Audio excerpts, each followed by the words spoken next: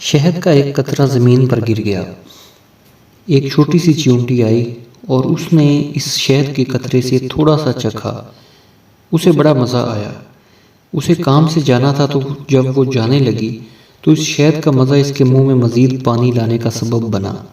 اس کا منہ بھر آیا۔ کیا زبردست اور مزیدار شہد ہے، کتنا میٹھا!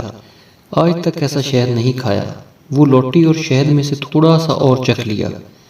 اس نے دوبارہ جانے کا عزم کیا، مگر اس نے محسوس کیا کہ یہ تھوڑا سا شہد کھانا کافی نہیں ہے، اسے اور کھانا چاہیے۔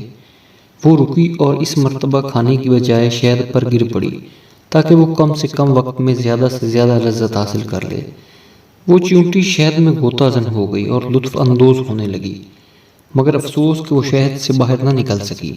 شہد کی چکنائی کی وجہ سے اس کے پیر زمین سے چپک گئے تھے اور اس میں انہیں ہلانے کی طاقت نہ رہی۔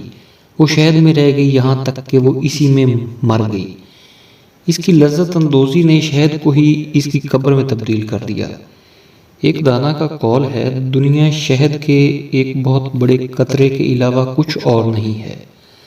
بس جو بھی اس قطرہ شہد میں سے تھوڑا اور بقدر کفایت کھانے پر اکتفا کرے گا وہ نجات پا جائے گا، اور جو بھی اس شیرنی میں غوطہ زن ہو جائے گا ہلاکت اس کا مقدر بن جائے گی۔ اللہ ہم سب کو سمجھنے کی توفیق عطا فرمائے، آمین۔